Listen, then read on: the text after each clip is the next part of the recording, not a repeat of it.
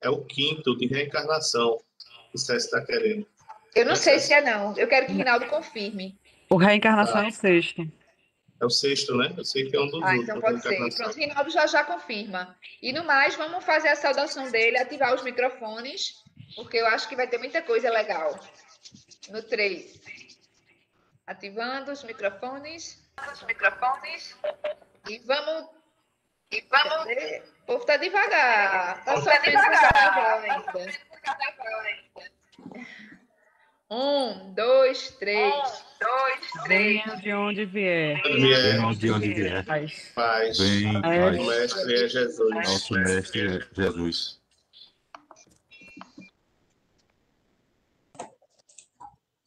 Boa noite, boa noite. Su, depois aquela... Passar o... Ah, você já está aqui, né, para compartilhar. Deixa eu só ver aqui. Pronto, tá aparecendo, gente? Tá, né?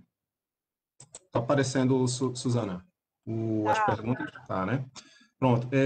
Gente, inicialmente, para esclarecer, o episódio que César falou realmente é o que Suzana disse, é o episódio 6 sobre reencarnação, né? Para essa aula de hoje, seria interessante, e aí toda a série é interessante, mas tem a ver com o assunto de hoje, o episódio 1 todo, e o episódio 5, que eu acabei esquecendo de avisar, que interessava mais a partir de 31 minutos até o final, né? A primeira parte, essa primeira meia hora, é interessante, mas não tinha a ver com o tema. Em relação ao mês de março, Céci, eu esqueci de avisar, Kelly me confirmou, Sandra está para o dia 13, então o mês de março está aberto dia 20, tá? Se alguém se interessar, está aberto dia 20 de março. Massa. Qual é o tema de Sandra? Tu sabe, Rinaldo? Não, ainda não. Tá massa. Sim, do mais, gente, a gente no sábado passado começou sobre esse tema, né? Começou a falar sobre esse tema, a gente deu uma olhada rápida em alguns pontos do livro Uma Prova do Céu, que é de um médico neurocirurgião, Eben Alexander III. Ele relata a experiência de quase morte dele e o que faz. A experiência de quase morte, assim, milhões de pessoas já passaram por isso e milhões vão passar. Já é relatado desde algum tempo. O neurocirurgião, né, o autor do livro, ele fala, vamos dizer assim, de uma especificidade dessa experiência dele, que até ele diz assim, ó, fica parecendo que eu quero dizer que é diferente porque eu quero aparecer, porque eu quero ser o melhor, a minha experiência é melhor que as outras. Mas existe realmente especificidade, que a gente comentou no sábado passado, da experiência que ele teve, mas principalmente, assim, o que é muito interessante é porque ele é um neurocirurgião, né? E a experiência dele, o que é que acontece? Ele explicou até no livro. As experiências de quase morte envolvem normalmente uma parada cardíaca. Só que a parada cardíaca não define a morte, né? A morte é definida pela morte cerebral. Então, assim, até um tempo, e aí eu não sou médico, nem sou da área, mas assim, o que ele falou foi que até 3 minutos que o coração fique parado, o cérebro ainda está recebendo sangue oxigenado. Então, ainda tem atividade cerebral. Então, por que ele fala isso? Porque muitos dos argumentos contra a experiência de quase morte dentro da ciência se dá pelo fato de dizer assim, foi uma imaginação, foi feito pelo efeito dos remédios, o cérebro ainda estava funcionando, né? O coração parou, mas estava funcionando. Só que, no caso dele, foi uma doença justamente que acometeu a parte cerebral, e justamente a parte que cuidaria dessas sensações e tal, né? Então, assim, ele passou uma semana em coma e a doença era notadamente no cérebro. Então, assim, ele estava sem atividade cerebral, passou bastante tempo, né? Estava muito danificado o cérebro dele. Aí os detalhes técnicos ele coloca também no livro, mas assim, chama a atenção, pelo menos para mim, o fato de ser algo que, assim, bem... que contra-argumenta, né? Contra essa questão de dizer, tem atividade cerebral, enfim. Hoje, a gente vai trabalhar enquanto na semana passada a gente falou, se baseou no livro, né? Hoje a gente vai falar sobre a experiência de quase morte. Passamos aí tanto esses dois vídeos que eu já falei, né? Os episódios 1 e 5 da série Vida Após a Morte, o nome da série é esse. A série toda é muito interessante, né? Esse último capítulo mesmo, o sexto, é muito interessante, né? O que Cecília falou, recomendou para a semana que vem. E também o texto de um teosofista, né? Um texto pequeno, acho que 2 páginas. Eu não vou tratar diretamente do texto agora, mas o texto, de uma certa forma, embasa e de repente, se alguém, por favor, né, fiquem à vontade, se alguém quiser pegar alguma parte do trecho e comentar e tal, você vê aqui pelo primeiro slide, que daqui a pouco a gente vai falar, vai pedir opinião sobre o livro, o vídeo. Eu estou colocando já as 2 perguntas aí, porque aí, de repente, as pessoas já vão pensando alguma coisa, né, Eu lembrando dei alguma uma coisa. lida no texto, viu, Rinaldo? Como é? Muito bom. Eu dei uma lida no texto que você Sim, passou, sim. daquela teosofista, né? E é muito bom o texto. Ele explica de uma forma muito legal. Adorei. Porque, assim, enquanto a gente está aqui falando sobre a experiência de quase morte, e meio que fica o tema, de uma certa forma, é abordado pelo lado da ciência, né? Então, o texto lá, ele dá essa, vamos dizer assim, essa amarrada com o espiritualismo, né? E aí ela vai, que são os aspectos que nos interessam bastante, né? Para não dizer os que mais nos interessam, né? Qual é a importância de uma experiência dessa para nós, seres espirituais, né? Então, eu queria deixar aberto aí, Adriano já começou comentando, mas a primeira pergunta seria essa aí: qual é a emoção que você sente quando pensa na sua morte? Né? Porque a gente está vendo muito, a gente viu um pouquinho da experiência lá do autor, e nos vídeos tem muitos relatos, né? E assim, aí eu queria ver muitos relatos das pessoas que estiveram próximas da morte, né? No episódio 5, basicamente, é um médico que cuida de pessoas. Enquanto a experiência de quase morte é caracterizada como se a pessoa ressuscitada, né? Tipo, a pessoa teve uma parada cardíaca e voltou. Existe também, aí a nomenclatura pode variar, experiências próximas da morte.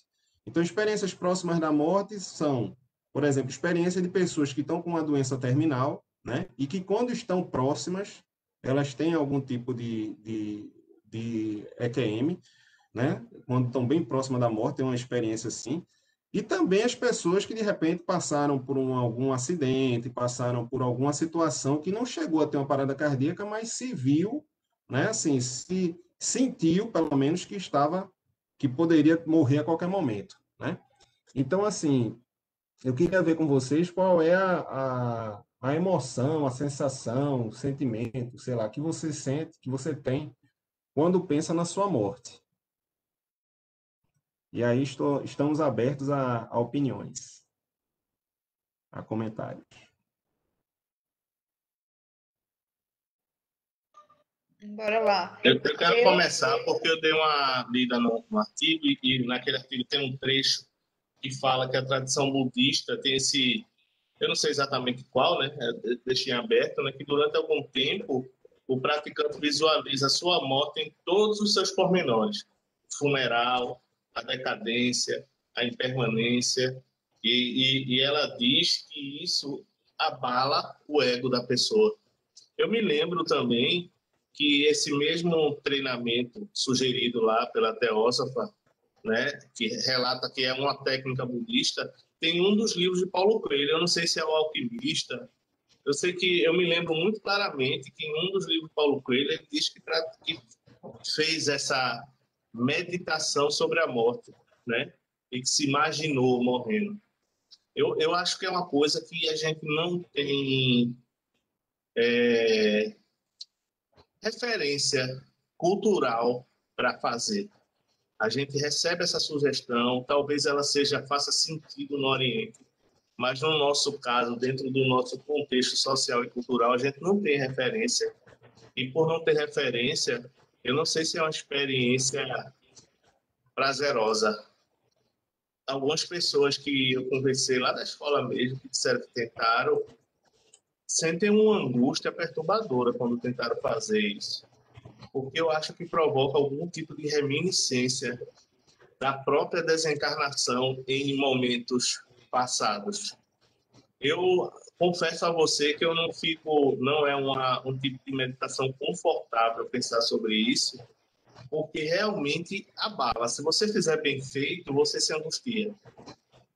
No próprio artigo, ela diz que não é uma coisa, essa experiência não é uma coisa a ser provocada, né? Algumas pessoas passam por ela de forma involuntária, mas que em sã consciência ninguém busca essa experiência de EQM de uma forma consciente. E ela até compara como pular de bungee jump. Algumas pessoas fazem, muitas pessoas confiam, mas ela não se arriscaria a se jogar de um abismo pela pura emoção e experiência. Então, é coisa semelhante, entendeu? E eu confesso que eu nunca tinha feito completamente, como ela diz lá, né? Pensando em todos os pormenores, porque quando chega na parte do caixão, a coisa fica claustrofóbica. Mas eu não sei se você já fez, Gina. Pode contar aí, se alguém fez, contar como é que foi a experiência. César, quer falar? Não, eu ia dizer, Rina, que eu não sei de emoção. Eu acho que quando se pensa em morte, de uma forma geral, a gente, eu acho, pelo menos eu, quando eu converso com as pessoas, penso em como queria morrer. Aí, se como eu quero morrer fosse o que vai acontecer de fato, a minha emoção seria de tranquilidade ou alívio. Eu não me dá angústia. Tipo, quando eu penso, vou morrer hoje, eu não tenho angústia quanto a isso. Eu acho que a maior questão é como vou morrer, porque se é com dor, se é com sofrimento, é uma coisa, mas com a morte em si, se dissessem para mim é hoje, eu não, eu acho, a gente só sabe quando chegar o dia de fato, mas a impressão que eu tenho é que seria tranquilo, bora, não teria angústia, nem ia querer fazer mais não sei o quê, nem desesperar. A princípio eu penso isso, que eu estaria tranquila e sem angústia nenhuma. Não sei se vai ser assim. Mas se disser você vai embora hoje, para mim tá ótimo. Não faça a menor questão. Não tem nada que eu queira muito fazer na vida que diga, não queria hoje não, entendeu? Tô pronta, posso pedir a conta. Na minha concepção é de tranquilidade. Agora, se vai ser assim mesmo, não sei. É bem interessante porque teve alguns relatos realmente que o pessoal, assim, eram pessoas que também não tinha nenhum receio e não foi nesse sentido que a experiência mudou a vida deles, né? Foi em outros sentidos. Pessoal, eu vou para a segunda pergunta aqui, tá? Mas, assim, fiquem bem à vontade de querer, quem quiser responder aí, o que é que pensa do que vai acontecer, tipo assim, como é que seria a morte e tal, né? Mas essa segunda pergunta é o que chamou mais atenção nesses episódios lá, para quem assistiu, obviamente, né, da série, o que é que chamou mais a atenção de vocês? Então, se alguém quiser externar aí, tá? Tem o caso, no episódio 1 foram relatados alguns casos, acho que uns 4 ou 5 casos, né, de pessoas que passaram por experiência de quase morte. Todas, assim, achei todas elas bem interessantes, porque, veja, gente, eu não vejo só a questão da experiência em si, mas, assim, o que as pessoas sentem, o que é que foi, assim, tipo, significativo para elas, entendeu? O que é que mudou na vida delas, né? E por que mudou, sabe? Então, por exemplo, me chamou a atenção, tipo assim, por mais que a gente estude, eu vou voltar nesse assunto mais à frente, que a gente busque essa questão do espiritualismo, seja com conhecimento, seja com prática, né? O que me chama a atenção é que a morte ainda é algo que realmente mexe muito com a gente, né? Então, por exemplo, o caso lá da médica que teve um acidente de canoagem, né?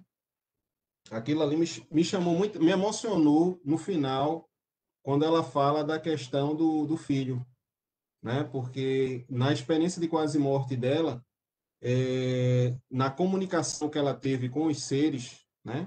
Que ela visualizou dentro de uma redoma, coisa e tal, foi falado para ela que o filho ia morrer.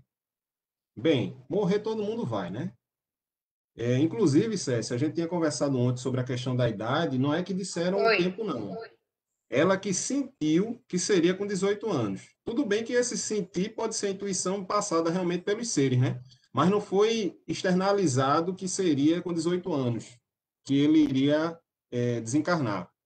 Mas ela sentiu isso no momento que falaram que o filho mais velho iria morrer. E aí essa mulher, ela passou toda... Isso foge um pouquinho do tema, mas assim, o que me chamou muita atenção, ela passou 9 anos ou 10 anos, o menino era novo na época, com todos os dias acordando, pensando se seria aquele dia ou não que o filho ia desencarnar, né? Aí ela fala assim que a experiência não impede o luto, mas, de uma certa forma, dá uma percepção bem diferente para ela, no sentido de que ela acredita que o filho, a consciência do filho existe, continuou existindo, né? Não morreu junto com o corpo físico. O filho não chegou a morrer com 18 anos, morreu com 20 anos. Mas a experiência dela é muito interessante, a gente depois fala um pouquinho, até porque ela passou bastante tempo, né, debaixo d'água e tal. Então foi algo assim, o que me chamou, o que eu queria comentar com vocês é como mesmo depois, mesmo com tanta teoria e tanta prática, né, a morte ainda é um assunto que nos pega bem pesado, né? Aí assim, se vocês, eu vou passar aqui para o próximo slide. Opa, diga, Suzana. É o que tu estava perguntando aí, né? O que mais chamou a atenção. E eu lembrei de uma parte que tem um encontro de pessoas que passaram por experiência de quase morte, né? Um grupo de apoio. Me corrija se eu estiver errado. Onde uma pessoa, né, até relata assim, né? Eles pegaram aquela pessoa que estava chegando, aparentemente ela estava chegando no grupo naquele momento, e ela falando assim: a minha família não entende, meu marido não entende, eu sou outra pessoa. Então, assim, o que eu percebo é que as pessoas que passam por uma experiência de quase morte, elas têm uma mudança radical. É como se fosse realmente um renascimento, entendeu? A partir daquele momento da experiência que ela passou e viu, né, alguma coisa que mostrava para ela exatamente o oposto.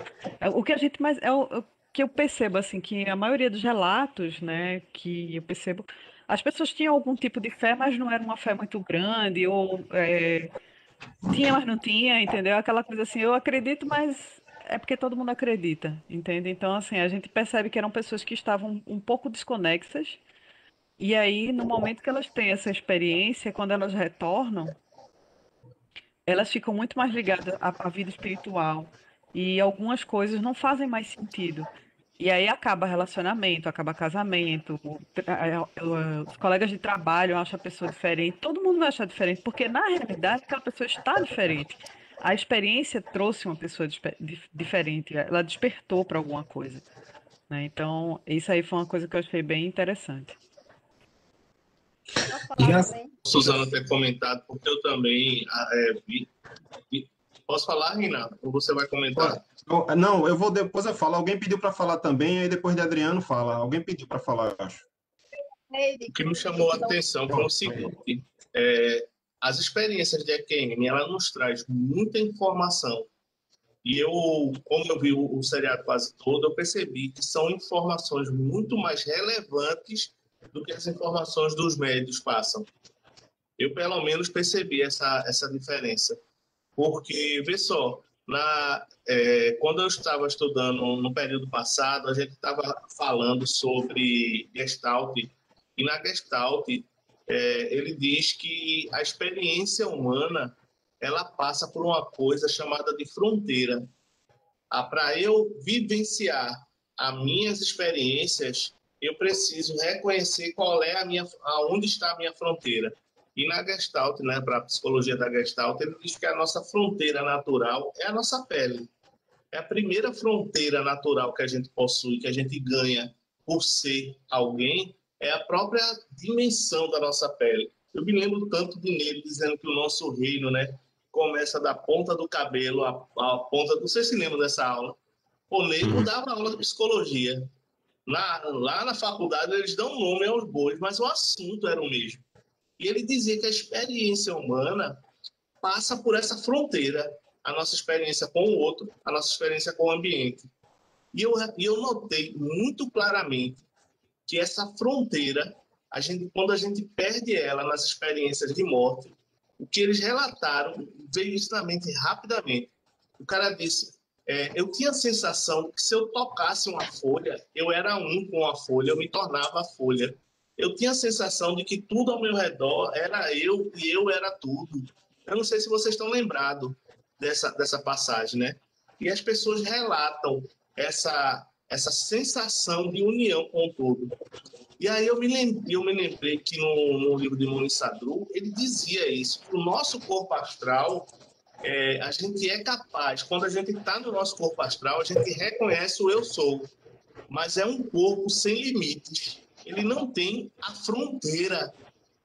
Do ponto de vista psicológico, o corpo astral não tem a fronteira, porque a consciência ela é expandida. E para o corpo conter essa expansão da consciência no plano astral, no corpo astral, ele não pode ter limites.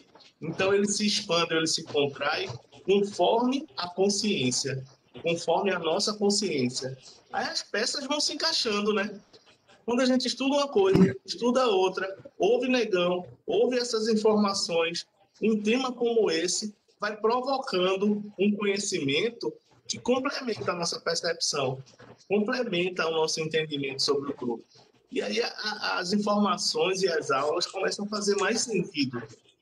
No corpo a gente tem uma fronteira que me define, que me limita, mas no plano astral, quando a gente desencarna, essa fronteira se torna fluida. Então eu me sinto muito mais integrado do que quando estou aqui agora. Embora em todos os planos a gente não perde a consciência da individualidade. Talvez, né, se a gente pudesse ascender a planos superiores, até essa individualidade, essa sensação, essa consciência de eu sou, se diluísse ainda mais com o todo criador, né? Como algumas leituras falam. Mas eu estou achando de um aprendizado muito único as informações que a gente está tendo com esse tema de Rinaldo. Vai lá, Rinaldo, chama o próximo para eu, senão eu me empolgo. Cleide. Foi Cleide, não foi? É uma coisa que eu também percebi, o que ele percebeu, que foram cada vez querendo unificar, né? Não viu o Nosso Lar, viu outros filmes também. Aquele, como é? Vida Após a Morte, que é até com aquele homem que suicidou-se, né? Que eu esqueci o nome dele. Ele era bem engraçado. E também ele imaginou coisas bem coloridas. Nesse caso, eu lembrei também esse negócio que eu vi flores, não foi? Eu vi folhas. Então, cada um pensa diferente. Eu achei bem interessante isso. Outra coisa que eu achei interessante é que porque a mulher disse assim, não, ele não quer, ele não parece que não quer falar comigo, mas quer ao mesmo tempo, né? E eu me lembrei de um caso, que ela já se foi, é claro, a mãe da minha enteada. Jaqueline chorando muito, né? Desesperada, ela era filha única. E ela foi no centro espírita e a mãe dela falou lá com o médium, né? E ele siga ela, mesmo assim. Tem uma pessoa aqui querendo falar, né? Tem uma desencarnada que vai querendo falar, mas ela é bem assim. Você se controle, entendeu? Assim, o cara falando para ela se controlar. Ela estava doida para falar com Jaqueline, né? A filha dela que estava aqui. Você pare de chorar e cuide de fazer um filho. Interessante. Eu digo, meu Deus, isso é inacreditável, né? E teve um fato que ele falou alguma coisa relacionada a isso também, né? Que eu achei interessante. E outra coisa, meu Deus, que eu percebi também, é justamente essa diversidade do que a gente pensa que é, entendeu? E que as pessoas realmente, depois que vê alguém, assim, por exemplo, eu também no centro e E minha irmã, que é falecida, também falou com a gente. E ela começou chorando. Mas ela disse, não, eu não estou chorando de tristeza, eu estou chorando de alegria por estar falando com vocês. Então é tudo muito interessante essas coisas. Mas ela disse que estava muito bem, que estava muito diferente do que estava bem. Então, assim, isso deixa a gente reconfortante, né? Sabendo que as pessoas, ela está bem e que a pessoa continua, né, vivendo. Mas mesmo assim, só vivendo, assim, a gente às vezes fica sem querer entender, assim. É meio louco isso, assim. É isso. Cleide, assim, fortalece a nossa fé, né? A nossa crença. E é interessante, como você falou, cada experiência de quase morte é uma experiência única, né? Agora, tem um autor que é tido assim como um pioneiro, eu não vou dizer um pioneiro, mas uma referência, porque muitas pesquisas, outros livros citam ele, que é o Raymond Moody, que ele escreveu, acho que na década de 70, 1975, o livro Vida Após a Vida, né? E aí ele, justamente com relatos, vários relatos de EQM. E quando ele analisou esses relatos, ele montou um padrão, mais ou menos, do que aparece normal, que é uma coisa comum neles. Daqui a pouco eu vou falar sobre isso. Mas assim, outra Eu coisa. queria falar Oi, também, pode falar. Carol, Certo. complementando o que a Suzana falou, Hum. o que eu percebi também, como ela, é que a maioria das pessoas, elas têm uma experiência boa, assim, no sentido de trazer elas para uma conexão maior com a espiritualidade, né? E, em Uhum. geral, também eu achei a experiência delas, assim, trazendo paz, trazendo alguma coisa boa, não estavam, digamos, num plano ruim, exatamente, né? Sim, sim. E aí o que me chamou a atenção, uma das coisas que me chamou a atenção foi que teve uma mulher que não teve uma experiência boa, né? Que foi aquela que estava grávida e disseram que ela estava com um problema lá da gravidez, não lembro exatamente o nome, mas aí ela colocou na cabeça que ia morrer. Então ficaram falando no seriado como se fosse uma premonição de que ela ia morrer. Mas na verdade, o que eu acho que aconteceu foi que ela terminou atraindo a morte para ela. Ela talvez nem fosse acontecer nada nem com ela nem com o bebê, mas ela pensou tanto naquilo, botou tanto na cabeça dela, mentalizou e atraiu para ela, né? Aquilo, eu acho, no final das contas, que foi isso que aconteceu. E no final das contas, ela foi a que lidou pior com a experiência. Ela não teve a percepção, como todo mundo teve, de levar a vida de forma mais leve. Ela levou ao contrário. Ela começou a levar a vida de forma muito carregada, não tinha mais alegria na vida. Esse foi o que eu achei mais curioso no seriado, assim. Agora eu fiquei com uma dúvida. Queria que tu ou, enfim, alguém respondesse. Como eu falei, eu tive a percepção de que a maioria das pessoas tem uma experiência boa, ou seja, eu acho que se eles tivessem continuado na experiência, ou seja, tivessem morrido de fato, eles iriam para um lugar bom, não iriam para um lugar ruim, certo? E eu fiquei pensando, são pessoas dos Estados Unidos que, em geral, como a Suzana também falou, não são pessoas muito espiritualizadas, são muito materialistas. E a gente vê uma pessoa como o André Luiz, que morreu, era um médico, enfim, não era uma pessoa ruim e terminou indo para o umbral, né? E aí eu fiquei pensando, poxa, se essa experiência quase morte é realmente, se a pessoa continuasse na experiência, iria morrer de fato, iria para um lugar bom, ou se não tem nada a ver com a experiência de morte de fato, se a maioria das pessoas ia para um lugar bom, realmente, e então são poucas as pessoas que vão para um lugar ruim. Tu tá entendendo o que eu estou perguntando? Uhum. Sim, sim, sim. É interessantíssima a sua pergunta, interessantíssimo. Inclusive, assim, tem um livro que até eu assim, tive acesso a ele por conta de uma palestra na Sociedade Teosófica. O livro é Dentro da Luz, de Sherry Sutherland, é da editora Teosófica. E essa pesquisadora aí já é na década de 80 para 90. Ela também catalogou vários casos de EQM. É interessante que na introdução do livro ela trata desse assunto, porque ela trata de perguntas que normalmente ela lançou um primeiro livro sobre EQM, E as pessoas faziam perguntas para ela, né? Por exemplo, as crianças têm experiência próxima à morte, o que elas veem? O que acontece com as pessoas que cometem suicídio? Elas vão para o inferno, né?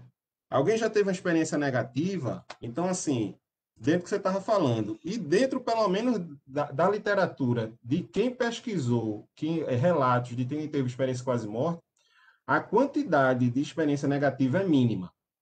É mínima. Então, assim, por exemplo, ela aqui traz 2 casos, mas ela fala, por exemplo, o Raimundo Moody, que entrevistou que várias pessoas também, foi mínima quantidade que teve uma experiência negativa. Então, assim, a pergunta fica em aberto, porque a gente vem dentro de até mesmo da questão da vibração, né? Mas se a gente fosse partir para a questão, como você falou, André Luiz, da doutrina espírita, né? Fica muito aquela coisa de umbral, né? Então, assim, eu não estou dizendo quem é que está certo, quem é que está errado. Estou dizendo que dentro da doutrina espírita, eu achei, até me lembrei agora de um palestrante espírita, ele é bem conhecido, que é da parte, ele trabalha muito com Jacomelo, se eu não me engano. Ele trabalha muito com passe espírita, tem muitos livros de passe espírita, magnetismo, traduziu uns livros de magnetismo lá do francês e tal. E uma das entrevistas, porque Jacomelo ele passou por um processo depressivo, né? E ele escreveu um livro depois sobre isso, Passe Espírita e Depressão.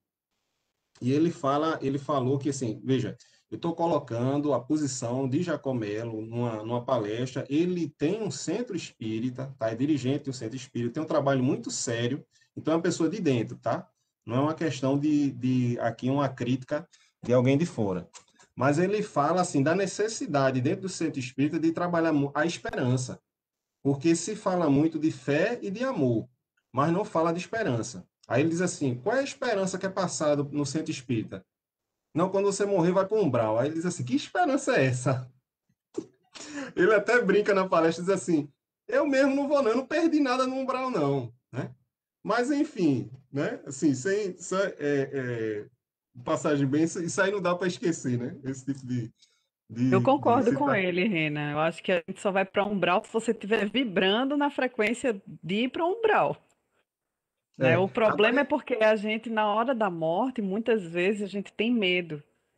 Eu lembro que era um alerta também que Hamilton fazia, que a gente se apega muito ao corpo físico, às coisas da matéria, e aí acaba que o apego é tão grande que a gente não consegue se desvincular nesse momento da passagem. E aí sofre, né? Vem o sofrimento, o medo, vem a insegurança, e tudo isso vai arrastar a gente para um lugarzinho não muito legal. mas é interessante assim o que Carol trouxe também, Su, por quê? Porque, tipo assim, será que a maioria das pessoas estavam vibrando positivo, né? Porque o que Carol está trazendo é justamente isso. Que danado que essas pessoas É, não. Ou eu se até não. coloquei, eu até coloquei aqui no bate-papo. Eu acredito, né, que isso aí que essas experiências quase mortes geralmente, né, são coisas agradáveis, que é um gostinho do céu. Entendeu? É tipo quando a gente vai conhecer uma escola, a gente chega lá, tá tudo limpinho, tudo organizado, as professoras são gente fina, e tudo mais, mas a realidade da escola não é aquela. Aquilo ali é um momento de mostrar alguma coisa para os pais conhecerem o local. Então talvez seja exatamente isso, assim, né? De você conhecer um lugar que você pode ir, mas vai depender muito de você também. E eu vou, assim, gosto muito dessa sua linha, porque eu acredito que, de repente, não vai se concretizar o que a pessoa estava vibrando, porque, na verdade, aquela experiência não está dependendo da pessoa, né? Então, ou seja, a pessoa não morreu, a pessoa não morreu, né? Então, assim, aquilo ali foi realmente para passar algum recado, foi para ver uma reflexão, foi para ver uma situação. Então, é como se foi uma experiência controlada espiritualmente, né? Como você está dizendo aí, um ambiente que está certinho e tal, porque eu vejo É um assim, viu, cupom Carol? de Assim, desconto. eu vejo assim como uma explicação, tá? Minha opinião. Estou no time de Suzana, porque realmente, dentro de uma questão de vibração, é interessante isso que ninguém teve, não é que ninguém teve, né? Mas são raríssimos os relatos de uma experiência negativa, de fato. Carol deixou uma bola quicando aí, que eu achei bastante interessante, que é o fato de dizer que O perfil de André Luiz, como médico, como pai de família, parecia ser um perfil de uma pessoa moralmente correta. O melhor que podia ser na época que vivia, nas condições que vivia, e ainda assim ele foi para o umbral. E eu me lembro que quando eu dei um tema sobre suicídio, e eu falei isso, inclusive, na palestra que eu dei lá na creche, no Centro Espírita da creche de Rogéria, eu falei que o espiritismo tem uma característica diferente das outras religiões, que é duplicar a possibilidade do suicídio. Veja, o ato suicida já é ruim por si só, mas o espiritismo ele fala que tem inúmeras formas de cometer suicídio, porque ele vincula isso ao seu estilo de vida. Então, na prática, ele diz, você não se suicida apenas quando se mata, mas se suicida quando passa uma vida fumando, quando passa uma vida comendo, quando passa... Que basicamente é a mesma doutrina católica dos 7 pecados capitais. Há uma analogia muito próxima. E eu não nego para ninguém que o espiritismo é o catolicismo reformado, né? Eu nunca escondo isso. E eu falava isso como uma forma de crítica, porque realmente não é esperançoso para ninguém dizer se você se matar, você vai para um umbral. Se você fumar, quando você morrer, você vai ser considerado suicida. Isso não é alentador, isso não é acolhedor. E eu acho que o medo não é uma ferramenta útil de conscientização, né? Ninguém vai... Se você for se tornar uma pessoa melhor com medo do seu destino pós-morte, será que há mérito nisso? Ou é uma troca? Ou é uma segunda intenção? Estão entendendo o que eu quero dizer?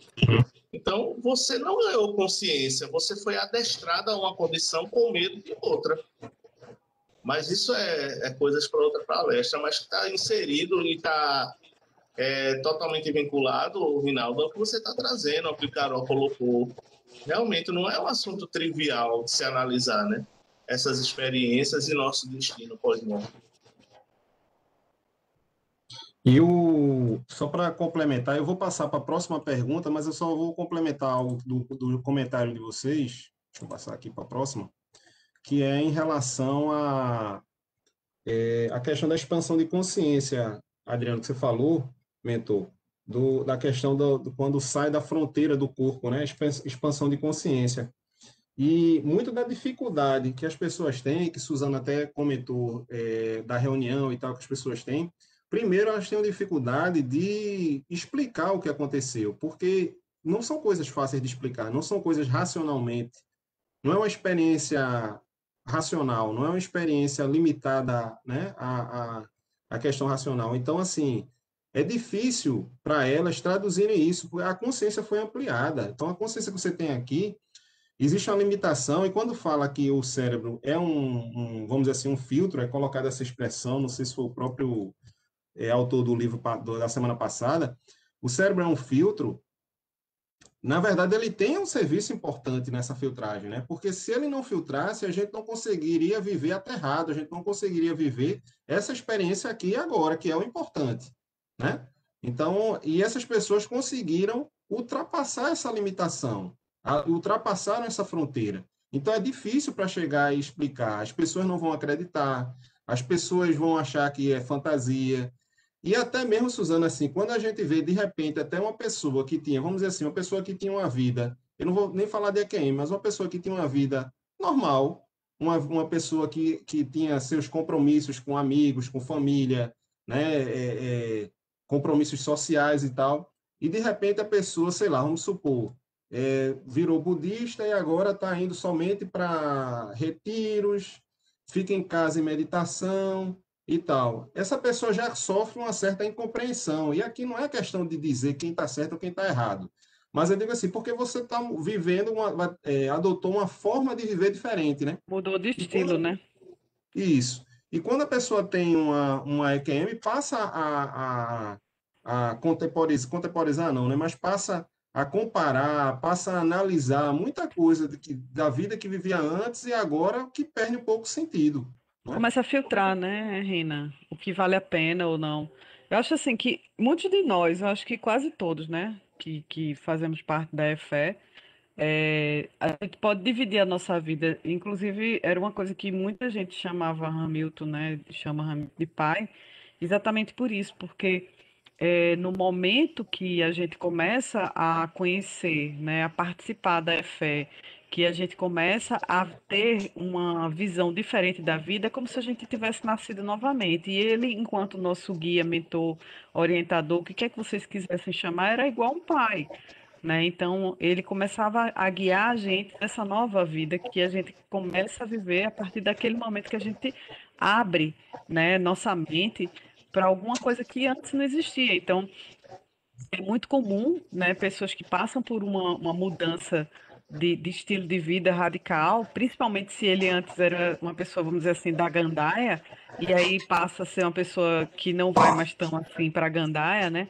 Aí os amigos começam a cobrar mesmo, né? Cara, tu virou crente, foi? É a primeira coisa, né?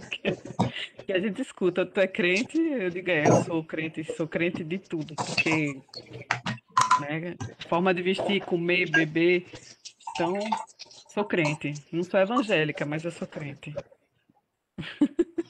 Né? Então, assim, é bem difícil isso, e as pessoas que passam por essa experiência de quase morte, eu observo esse relato, entendeu? Mesmo no caso dessa gestante que mudou de vida para, no caso, né, para uma forma mais negativa, teve uma ruptura.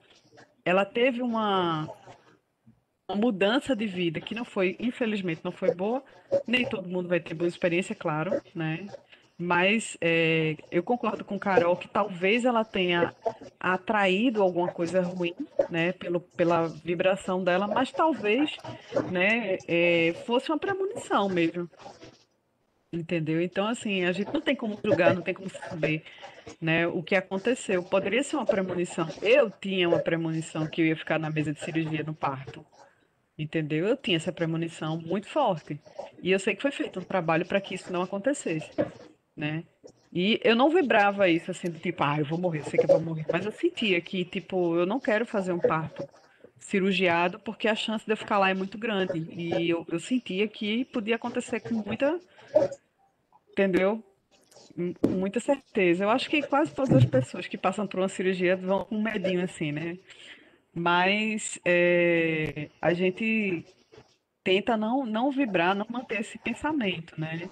E no caso dessa pessoa, ela acabou tendo sonhos premonitórios que ia sangrar e sangrou, né? Ela teve a placenta descolada e aconteceu. Então, tudo isso acaba trazendo mais força para aquele pensamento que ela teve premonitório e fica mais difícil para ela vibrar de uma forma diferente, né? Então, é uma situação difícil, né? No caso dela, muito difícil.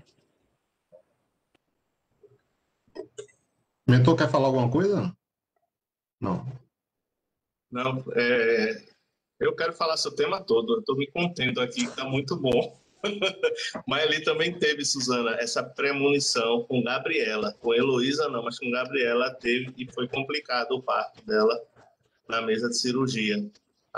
O relato que vocês estão falando da mulher, ela teve uma diferença das outras pessoas, né? Ela não teve apenas uma experiência de EQM, mas ela teve antes uma premonição. E o tipo de premonição que ela teve é aquela premonição autoconsciente, ou seja, não era a premonição do futuro sobre outras pessoas. Era um sentimento, uma certeza que ela tinha sobre o corpo dela e o destino do corpo dela.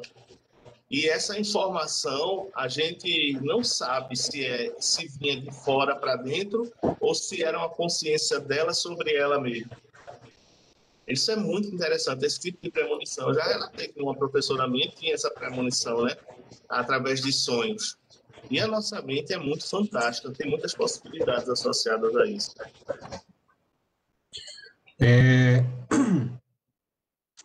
Foi bem interessante, realmente, Carol, trazer além dessa questão das experiências negativas e positivas, essa questão da premonição e essa questão aí essa dualidade aí, premonição ou mentalização, né? Ou foi mentalizado aquilo ali. A gente está com mais duas perguntas aí, gente. Caso alguém conheça outra pessoa que tenha passado por uma experiência de quase morte, ou uma experiência próxima da morte, né? A pessoa estava em fase já de vir a óbito e teve alguma experiência de visão ou sonho, ou alguém que passou por essas experiências, né? Se você conhece alguém que passou e mudou a forma de viver, né? A gente tem os relatos lá do vídeo, mas se alguém tiver, conhecer alguém e quiser compartilhar com a gente, eu vou passar aqui o slide, mas fica à vontade, tá? De falar alguma coisa. A gente vai falar sobre os casos, alguns casos do vídeo e de livro, então eu não vou tratar disso agora. Mas quem quiser falar, alguém que conhece, fica à vontade, tá certo? Eu tenho. Não queria estar falando sozinha, não. Alguém mais tem?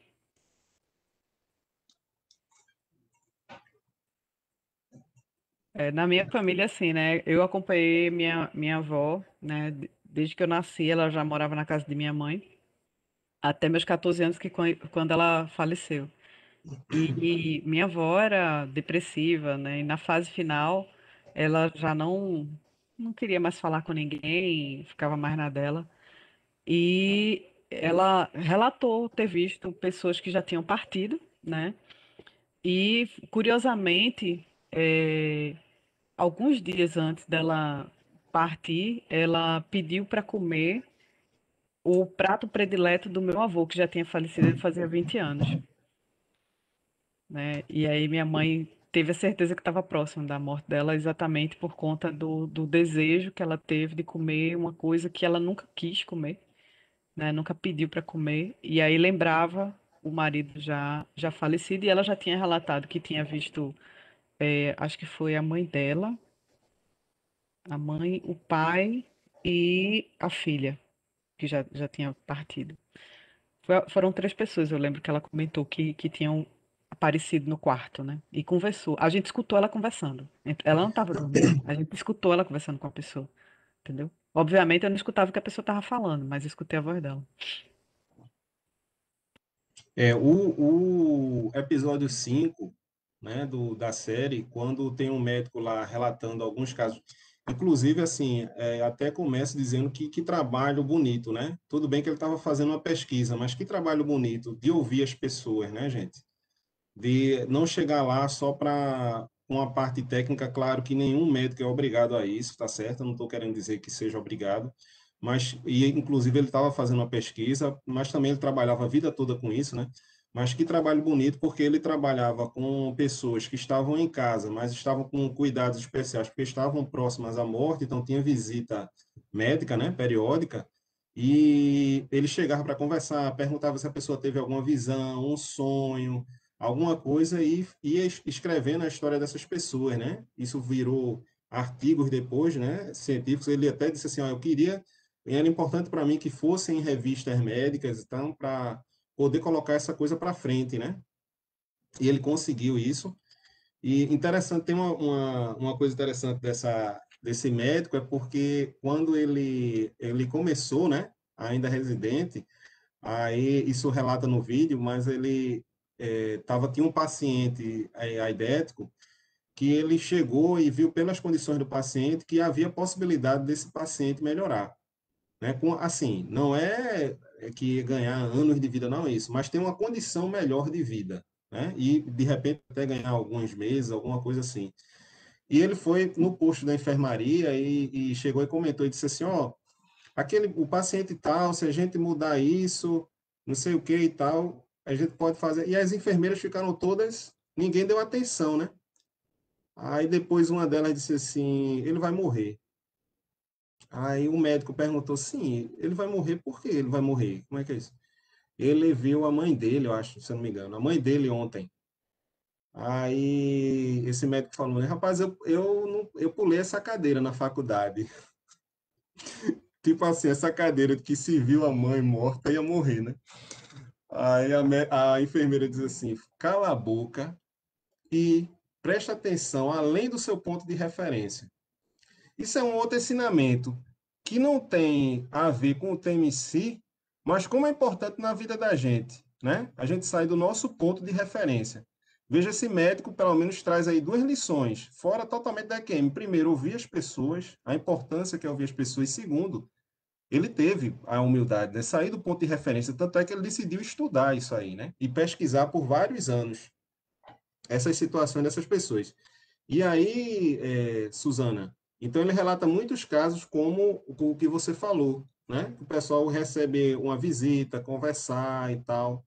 E a partir, gente, que tem uma reiterada quantidade de casos, ele gravava tudo direitinho e tal, fica difícil para chegar e dizer assim, bom, claro, não há como a ciência provar que realmente estava aquele ente e tal. Mas, assim, são várias pessoas tendo a mesma experiência, né? Então, em termos de pesquisa, né, além das que são mostradas no vídeo, veja que no episódio 1, assim, existem. Eu vou fazer uma subdivisão aqui, que não é acadêmica nem nada, mas assim, existem aquelas experiências de quase morte, relacionadas até que eu vou falar um pouquinho depois aqui com o caso híbrido, que é toda a situação de ver o túnel, coisa e tal, conversar com algum ser, voltar, né? E existe um primeiro estágio, que é uma experiência ainda fora do corpo, né? Que é logo a primeira experiência quando sai do corpo, que é a pessoa identificar alguma coisa na sala de cirurgia que está acontecendo. Então, assim, eu acho que em termos de ciência, o mais impactante e o que chama mais atenção e o que eu acho que dá mais dor de cabeça no caso dos cientistas, para tentar contestar a experiência de quase morte, é justamente esses casos. Porque são casos em que, como eu comecei falando, né, que o cérebro está sem atividade e as pessoas relatam situações que ela precisaria estar vendo e ouvindo para saber, né? Então, assim, a pessoa, e teve alguns casos bem, assim, famosos, né? Teve um, eu não me lembro o nome da paciente, mas que ela passou 1 hora na sala de cirurgia, que ela tinha, como é que se diz? Fazendo uma cirurgia, assim, bem inovadora, inclusive na época, né? Caso Pan Reynolds, está lá no episódio 1. Tem o caso dessa médica que fez canoagem, passou 30 minutos, que não seja 30 minutos, 25 minutos, debaixo d'água, né? E aí sem respirar. Então, assim, o interessante também da experiência de quase morte é que essas pessoas que têm, algumas dessas pessoas que têm essa experiência, elas têm uma recuperação inexplicável, né?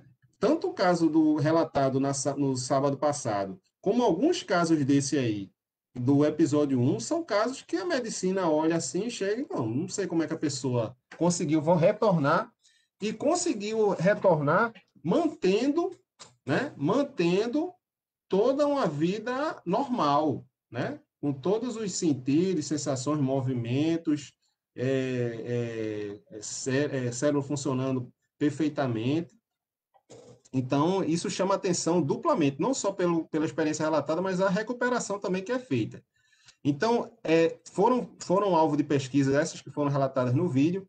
A gente tem, assim, nessa série também, fala de alguns departamentos de parapsicologia, né, em universidades. É interessante, eu nem sei, Adriano, como é que é a situação, não cheguei a pesquisar a situação aqui no Brasil. Mas a gente vê algumas universidades, inclusive algumas universidades bem renomadas no mundo, que tem um departamento de parapsicologia. Ainda não eu acho que ainda não tem um investimento possivelmente não tem, né? A própria psicologia talvez nem tenha, né? Mas a parapsicologia não tem um investimento tanto, vamos dizer assim, tão quanto necessário para poder até avançar mais, né? Mas existem realmente alguns departamentos desse com estudos bem interessantes. Na série traz alguns deles, né? Então, essa autora aí, Sherry Sutherland, ela foi a que eu citei do livro Dentro da Luz, que ela faz alguns relatos também. Ela já tinha feito um livro antes, e ela faz esse livro meio com outros relatos, mas querendo responder algumas questões suscitadas do livro anterior. Tem o Sam Parnia, que também é não sei se eu acredito que um psiquiatra que atualmente desenvolve algumas pesquisas. Ele teve uma pesquisa que, infelizmente, não chegou a frutificar como esperado, mas era de colocar como as pessoas de experiência de quase morte têm a primeira sensação de estar flutuando acima do corpo. Então ele colocou algumas imagens perto do teto, virada para cima, né? Imagina, eu não sei como é que chamaria essa arquitetura, mas assim, como se fosse uma prateleira bem próxima ao teto, e a imagem fica para cima.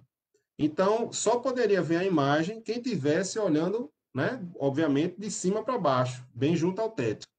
Ele desenvolveu essa pesquisa por acho que por 5 anos em alguns hospitais, né? Em alguns países. Só que o que é que aconteceu? Muitas vezes as paradas cardíacas não aconteciam nessas salas, né? E aí você não pode, você está com um paciente que teve uma parada cardíaca, você não pode, espera aí, vamos chegar ali, onde tem lá a sala preparada para o experimento para a gente tentar reanimar, né? Então, isso prejudicou bastante a pesquisa dele. Tanto é que, assim, tem um filtro muito grande, tá, gente? Isso não é feito oba-oba, né? Isso aí uma pesquisa médica, científica, não tem um filtro muito grande de entrevistas e vai descartando, descartando. No final das contas, ele chegou em um caso que era relevante, da pessoa ter visto e relatado alguma coisa que aconteceu na sala de cirurgia, mas em relação a essas imagens não foi possível porque não foi na sala que estava preparada. E a gente chega finalmente no Raymond Moody, que foi, vamos dizer assim, uma das referências, porque ele primeiro reuniu vários casos de AQM, né? E aí, quando se fala desse caso híbrido, o que é que seria o caso híbrido? O caso híbrido é porque ele pegou das experiências de quase morte, ele começou a comparar e ver alguns padrões. Embora as experiências sejam únicas, ele começou a enxergar alguns padrões, tá? Então, eu vou resumir aqui, por exemplo, tem no livro aqui 21 padrões, eu vou só falar de alguns, citar alguns. Primeiro, houve quando seu médico declara morto. Depois, houve um barulho desagradável. Está se deslocando rapidamente por um túnel longo e escuro. Fora do próprio corpo físico. Vê seu corpo físico. Assiste a tentativa de ressuscitamento, abalo emocional, ainda tem um corpo, só com a natureza diferente. Enfim, ele vai relatando várias etapas que foram citadas por várias pessoas, né? Por final, ele tenta aqui, cadê? Tenta contar aos outros, né, a experiência. Nenhum ser humano que saiba ouvir, né? Ele não encontra, a pessoa não encontra. E resolve ficar quieto. Depois, influencia sua vida profundamente. Então, assim, são várias etapas. Aqui tem 21 etapas que ele lista, ele falando dessa experiência. E o autor desse outro livro aqui, que é um psicólogo, Charles Tart, que também fez várias pesquisas na década de 70 e 80 na área de parapsicologia, que aí envolveria a premonição, que foi falado, né? E vários outros fenômenos de telepatia. E que bom seria se realmente continuassem e se expandisse esse tipo de experiência, né? E aí, o que é que o Charles Tart aponta? Que há essa vasta coincidência, né, de etapas entre pessoas que passaram por experiência de quase morte em várias partes do mundo, né? Então, assim, aí ele diz, veja só, gente, veja que coincidência, pessoas de culturas diferentes, totalmente diferentes, relatam várias etapas da experiência igual a outras pessoas, mesmo vivendo em mundos e culturas diferentes, religiões diferentes. Por exemplo, a pessoa é ateia, mas ela relata que encontrou com um ser. Ela não sabe explicar, ela pode não dizer que é Deus, mas encontrou. Ela não acredita naquilo, mas ela encontrou, né? Então, assim, é uma coisa bem relevante, até porque imagine que hoje em dia, se a gente fosse falar disso, aí poderia dizer assim, Rinaldo teve, Suzana teve, aí relatou um negócio, porque viu no livro, viu numa série, não sei o quê. Mas quando a gente pega esse livro na década de 70, então, assim, as outras pessoas não se tinha esse acesso à informação, né, pessoal? Não se tinha, inclusive, isso não era nem estudado, né, assim, de uma forma tão sistemática. Hoje em dia, se brincar, né, a gente não tem, assim, uma coisa, não é uma importância tão grande. Imagine na década de 70 e os meios de comunicação. Então, as pessoas terem acesso a uma experiência da outra para dizer assim, uma falou porque ouviu da outra. Então, fica mais difícil da gente acreditar em algo assim, né? E aí, as pessoas com culturas totalmente diferentes tinham mantinham um padrão de experiência de quase morte. E a gente chega num ponto, né, que é a forma como a ciência aborda, que é a consciência existe independente do corpo físico, e aí a gente pega aqui, quando o termo consciência é usado no meio científico, né? Quando vai analisar essa questão de experiência quase morta, ele não vai falar de espírito existe fora do corpo físico, né? Alma existe, não, ele vai falar de consciência. Mas esse termo consciência, ele também é usado dentro do espiritualismo, se a gente for trabalhar a teosofia, se a gente for trabalhar algumas linhas espiritualísticas, religiões, vão trabalhar com essa ideia de consciência, né? Consciência universal, né? Essa consciência que cada um de nós tem, mas que deriva da consciência universal, né? Que aí a gente poderia trocar o termo consciência por espírito. E aí a pergunta é justamente essa: a consciência existe independente do corpo físico? Essa assim, a grande questão. Quando existe algum tipo de experiência de quase morte, em que fala que não há atividade cerebral e que a pessoa teve alguma experiência, então fica meio que, como foi que ele teve essa experiência? Então, será que a consciência não está limitada ao cérebro? Né? Esse é o X da questão. E se a gente responde que sim, qual seria o interesse para a ciência e para o espiritualismo? E aí, assim, vai uma opinião pessoal. Para a ciência, teria um interesse que vem à cabeça logo é de acessar, né? Acessar essa consciência, né? Você imagina que você pode, que a consciência, a ciência parte do, vamos dizer que a gente já parte desse princípio, mas vamos dizer que a consciência, que a ciência parte do princípio que a consciência não está limitada ao cérebro e ao corpo físico, que ela continua mesmo depois da morte do corpo físico.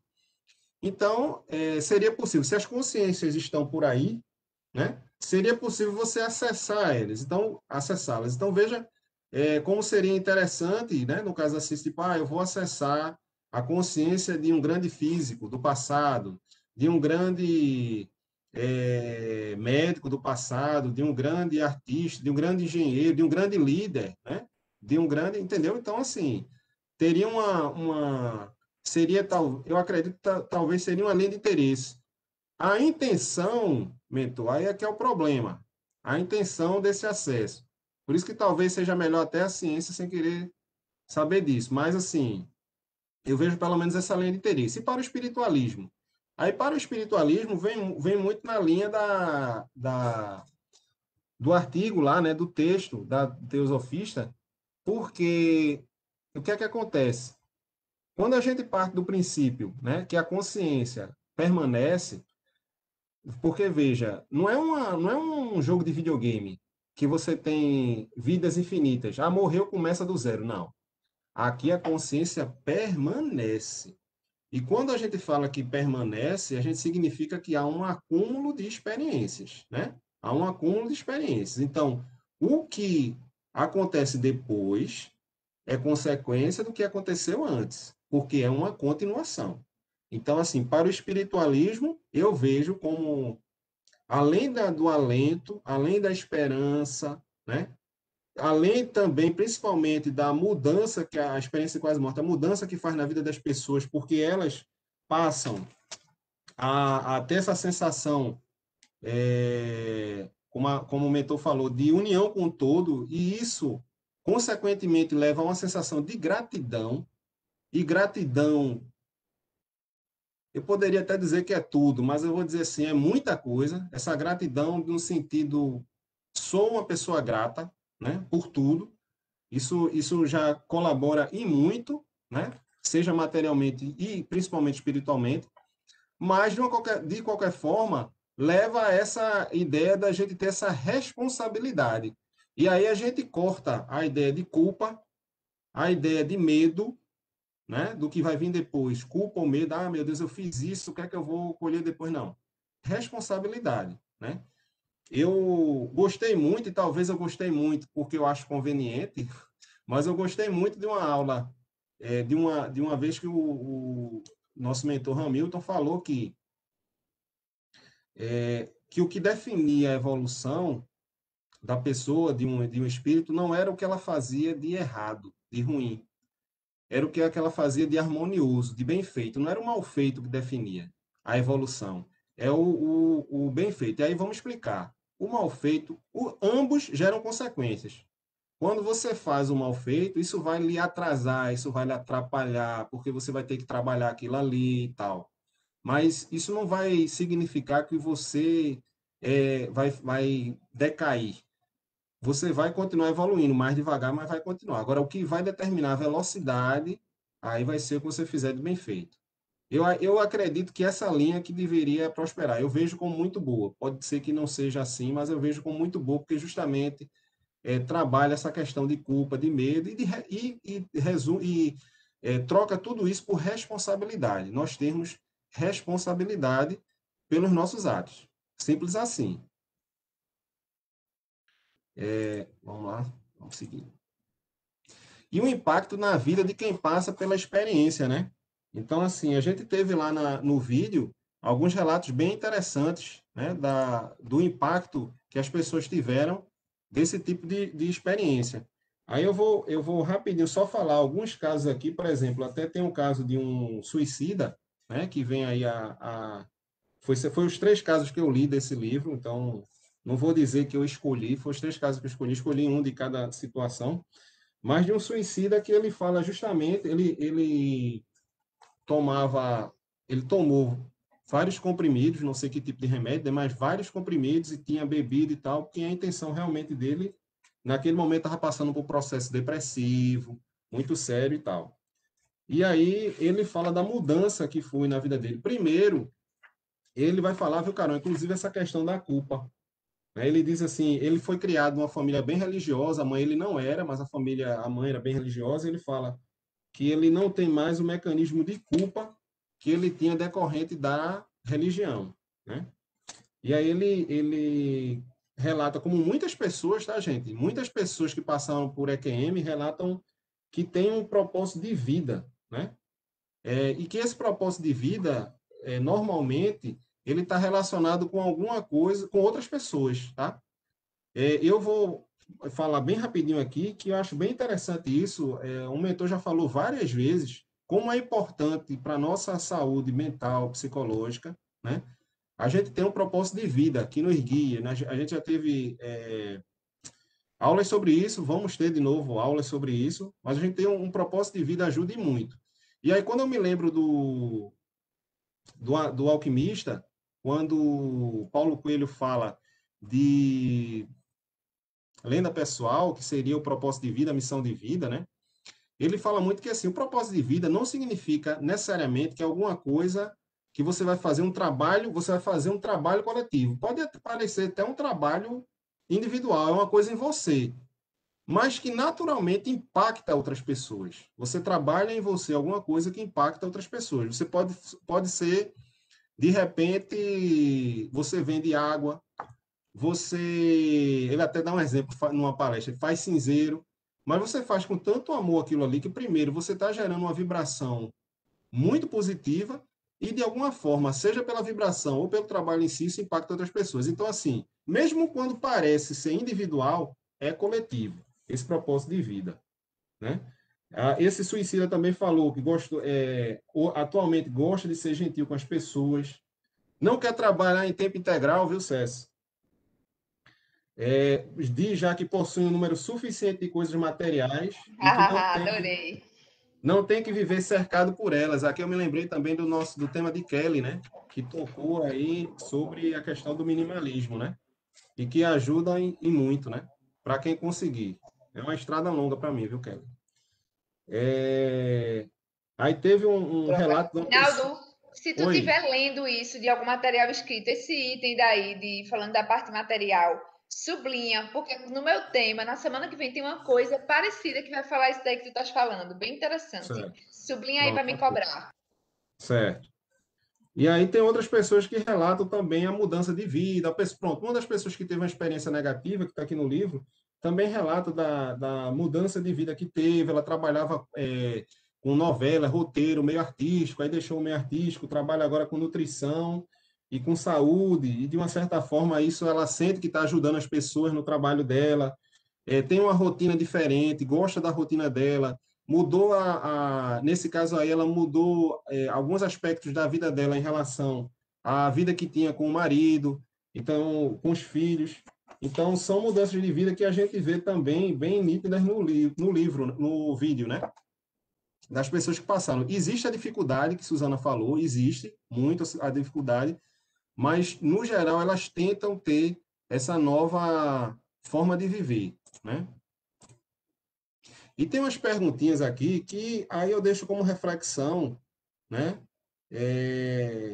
não precisa, quem quiser pode falar alguma coisa, mas como reflexão, que é se a gente precisa passar por um EQM para mudar nosso jeito de viver, né? É aquela aula que eu falei que Cécio já fez 2 vezes, pelo menos que eu me lembre, na quinta-feira, que é você imaginar que vai ter um dia de vida e você dizer o que é que ia fazer, e aí depois assim, pronto, você não tem, não significa que você tem um dia de vida, porque você não faz, né?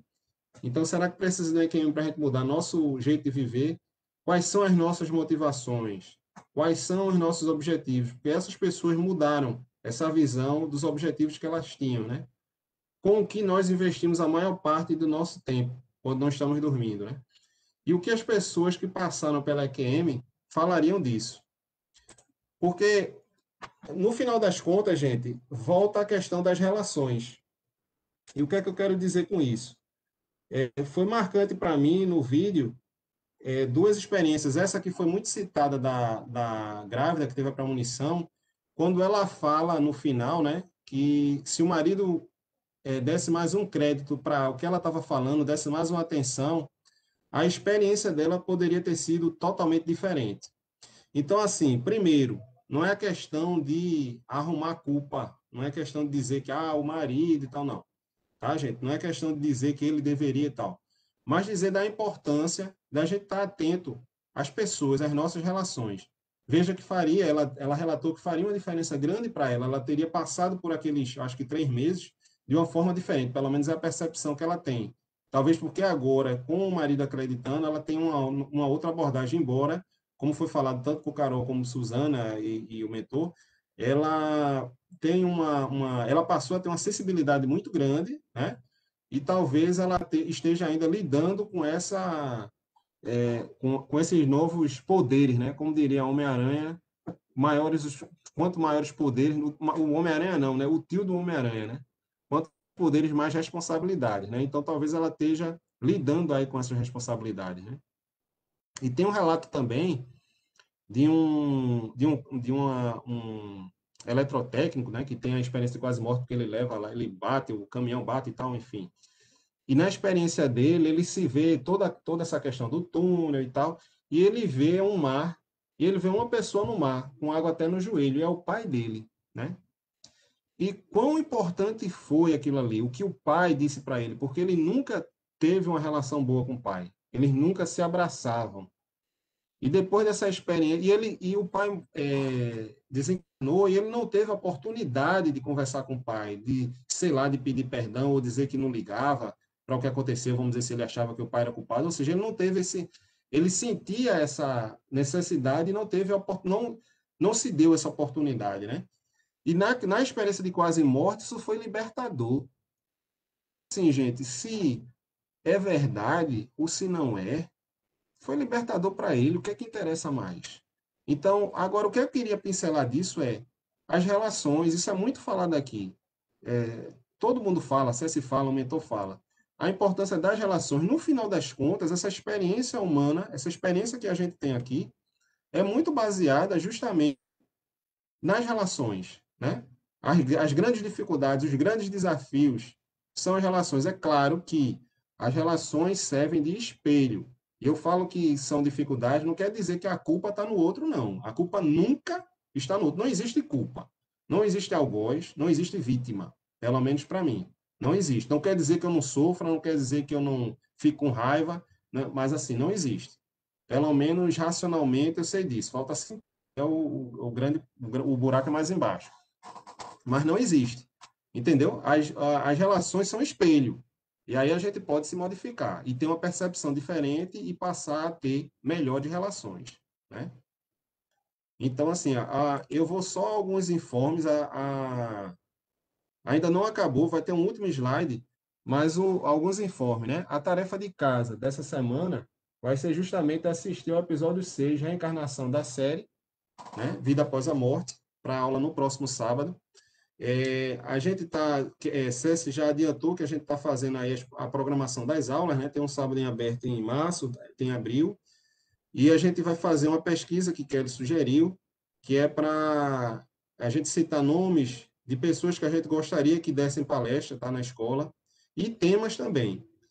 primeiro que eu quero dizer, até César conversou isso hoje à tarde, veja, ninguém sinta-se obrigado, tá? Agora, que é importante, eu acho importante. Os temas que eu trouxe o ano passado para cá foram temas que me levaram a reflexões que eu trago até hoje. Como todo mundo diz, apresentar um tema é o começo, é o início, não é o fim. Né? Quem quiser, de repente, achou interessante, tem um campo muito vasto. Até se eu realmente quisesse continuar, teria um campo muito vasto sobre a QM para ir atrás, tanto dentro da ciência, como da teosofia, como uma religião, enfim, dentro da filosofia. Mas o começo é muito enriquecedor. A gente sabe que a prática é muito importante, tá? Mas essa expansão de consciência, não vou dizer uma expansão tanto de consciência, mas assim, o início disso começa justamente a gente tendo acesso a algumas informações, indo atrás de coisas que interessem a gente. Não é coisa que, porque Rinaldo acha que deve ser isso, Suzana acha, não. Coisas que interessem a gente. Então, assim, sinta-se bem à vontade. Vocês têm muita gente para recorrer. Se tiver interessado, poxa, eu queria estudar sobre aquele assunto. Veja, não é que você domine, não. Se você quiser estudar sobre aquele assunto, vá atrás. E se quiser, você chega e diz, eu gostaria de ter uma ajuda aqui, porque eu gostaria de apresentar o tema. E a gente viabiliza isso. Ou, se você quiser, pelo menos, eu acho que aquele tema deveria ser apresentado. Então, assim, a gente vai soltar essa pesquisa aí ao longo dessa semana, tá? A gente já tem fechado, o mês de maio está fechado, vai ser um mês de terapias, né? Terapias, principalmente as terapias que são feitas na escola, mas tem outras terapias também, tem convidados. O mês de junho, a gente quer fazer um mês de filosofia, ainda não está fechado, tá? Não tem ainda as pessoas que vão apresentar, mas a gente deixou em aberto aí como um mês de filosofia, para quem tiver algum interesse sobre algum assunto, veja, não é que você domine. Eu não domino nenhum assunto, nem mesmo depois de ter apresentado o tema, eu não domino nenhum dos assuntos que eu apresentei. Mas eu tinha interesse naquele assunto, e foi muito enriquecedor para mim. Então, se você tiver interesse em algum assunto de filosofia, a gente pode agendar, fica ainda para junho e pode dar orientação. E no mês de julho, a gente quer fazer um mês do Céu e Inferno, o livro de Allan Kardec, né? Um dos livros da codificação de Kardec, que a gente quer fazer esse mês estudando sobre o Céu e Inferno, que até tem um pouco a ver com esse tema, né? De hoje.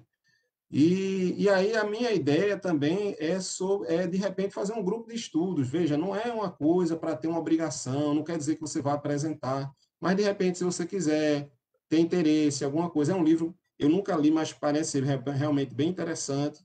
Então, a gente pode formar isso aí. Então, quem tiver interesse, pode falar comigo, pode falar com Suzana, para a gente ver essa questão, tá? E eu queria acabar agora o tema.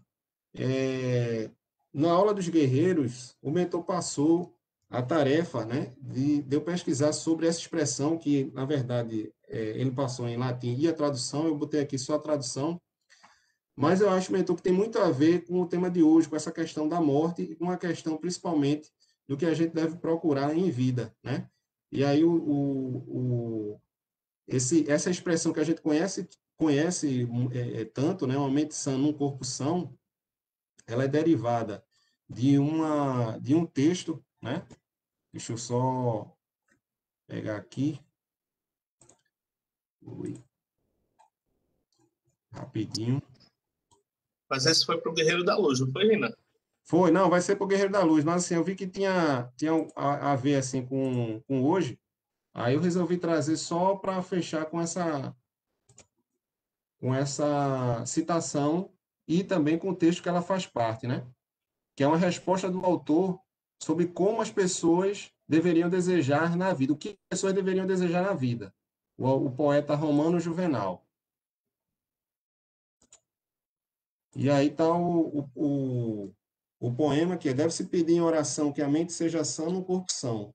Peço uma alma corajosa que careça do temor da morte, né? Que ponha a longevidade em último lugar entre as bênçãos da natureza, que suporte qualquer tipo de labores, desconheça a ira, nada cobice e creia mais nos labores selvagens de Hércules do que nas satisfações dos banquetes e camas de plumas de um rei oriental. Revelarei aquilo que podes dar a ti próprio. Certamente, um único caminho de uma vida tranquila passa pela virtude. Então, fiquem convidados desde já a, de repente, falar sobre alguns temas, passar para a gente alguns temas que vocês gostariam de que fosse visto. Também, de repente, algum assunto que você tem interesse e queira orientação, e vamos seguir em frente. Tá certo? Muito grato e até a próxima. E aí, gostaram? Fechou com chave de ouro, viu? Adorei essa oração, citação, muito bonita. Pessoas, a sala fica aberta para comentário de vocês. Eu já acho que falei muito durante o tema. Realmente foi um tema maravilhoso, Rinaldo. Parabéns. Muito obrigado por ter nos privilegiado com esse assunto, com esse conhecimento. E, como sempre, você sempre dedicado, disciplinado. É uma satisfação assistir seus temas. Muito obrigado mesmo. Muito bom. Muito bom, parabéns, Gina. Maravilhoso. Rinaldo é um excelente palestrante. Conversa assim, como se estivesse batendo um papo. Muito, muito bom. Tem que botar sempre ele para dar tema. Qualquer buraco, tapa com ele. O pessoal no chat está elogiando, Tati, Kelly. O pessoal está agradecendo e elogiando, Rina. Parabéns. Eu agradeço a oportunidade. É como eu estou dizendo, assim, a gente... César, eu acho que o pessoal ia começar... Quando você começar com essas ideias, a turma vai dar 5 pessoas na sala, depois não reclame, viu? Agora... Sei. Agora, é sempre uma oportunidade, gente. É sempre uma oportunidade da gente pesquisar, né? É bem interessante. Eu acho que a gente deve investir um pouquinho do tempo, seja em teoria ou seja em prática. Claro, a prática é muito importante, meditação, yoga, oração, afirmação, né? Nossos rituais, como o mentor bem enfatiza. E também da gente fazer essas pesquisas pelo que interessa, porque, veja, é um tempo que a gente está empregando com algo que vai abrindo a nossa cabeça, entendeu? E Eu debater, quero ver se conversar. você vai fazer a meditação para a morte. Eu quero ver se você vai fazer. Vamos esperar mais um pouco. Beleza. No mais, boa semana a todos. Prazer estar com vocês nessa sala.